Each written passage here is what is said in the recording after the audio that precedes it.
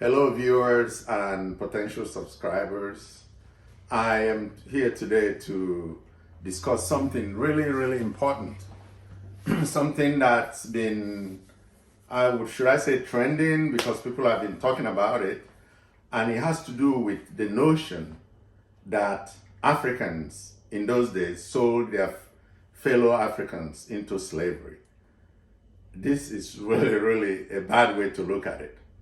I'm an African, I'm from Nigeria, and I've been seeing this on social media, and actually I've been confronted by friends who are African American about this particular issue. And at some point I decided to talk about this and also tell you guys my own perspective as an African and what I know from living there, and also the history that was taught to me by my parents and their parents. So, and before I go into this, I ask that everyone look at what I'm about to say with an open mind, with a very, look at it without being biased. Put away whatever you've heard before. Let's just look at this objectively. Okay, that's the only way we can actually evaluate the information that I'm about to give and my take on this. So let's just say that slavery had always existed, that's for sure. But we should be able to distinguish or tell the difference between the slavery that existed in history among nations, among different races and civilizations, that's slavery from the orchestrated slavery that was embarked on by Europeans to, destroy and invade African communities and seize millions of Africans to bring them to the Americas for labor. So now, before I go into it, let's just look at what prompted this. Yeah, it's very important to look at why the slavery happened before you can now jump to say whether Africans were the sole perpetrators or that they were actually the ones that carried this out, right? So why did it happen to begin with? It happened because one man named Christopher Columbus set to discover new land, right? And he supposedly discovered America, right? Or the Americas, supposedly. Not minding that people were already there, I wouldn't go into that. But then, after the news got back to Europe, this really triggered a lot of exodus of, all kinds of people from Europe to the newfound land. Now, when they got here, of course, it was a new land, new challenges. A lot of the things that we are engaged in was agriculture for sure. And the main crops were cotton and sugarcane. Now, they quickly found out that they could not alone succeed in this endeavor, agricultural endeavor, of realizing their goal to go into large-scale farming of cotton that was in demand in Europe, and sugar. So what happened?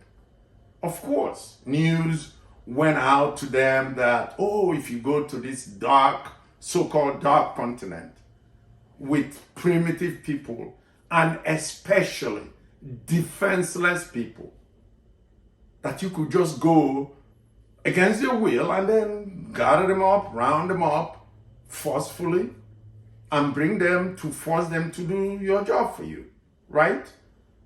That was the main motivation. The main motivation was to find cheap labor. And where did they get it? From the defenseless so-called backward Africans. So they went, they set off.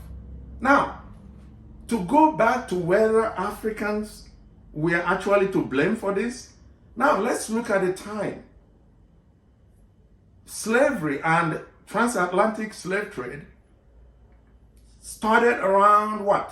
The 16th century and lasted till around the late 19th century. That was 400 years, right? And during that time, even though Europe and America, they were technologically advanced at that time, the Africans were not. So that's exactly why you should know that it wasn't the Africans who started it, because it's not like they had a means of communication to call up the Americans or the Europeans or the Arabs and say, hey, we have a lot of slaves here. Come and let's do the deal. It's not like there was Amazon where you can advertise your goods, right? The Africans in their huts and in their little villages didn't even know that the Americas existed, right? This is a fact. Before you can blame them that they actually, gathered these people and had them, and sold them to the Americas. No, they didn't even know Americas existed. It's not like they picked up that phone to say, I have a merchandise here. And they say, oh, by the way, we're looking for people to buy. No. So it was the Americans who traveled thousands of miles. So who is the perpetrator here? The perpetrator here is the person that leaves his home, travels 10,000 miles or so to a place and then invaded. In fact, that brings me to a point. I would like to, whoever is listening to this, I recommend a book. I'm from Nigeria, and there is an author, and this author is dead today, bless his soul. His name is Chinua Achebe. He wrote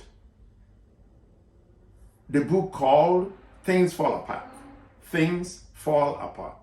And this book really lamented on how the African culture was invaded upon and destroyed by the Europeans, by the invading Europeans. How they came with one Bible in one hand and a gun in the other, and forced themselves upon the Africans and pillaged, burned down villages. That's how it happened.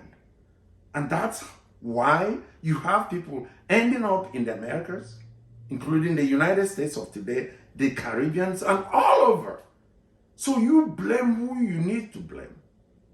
It's not the Africans. So my fellow African Americans, please understand this. It hurts us as much as it hurts you.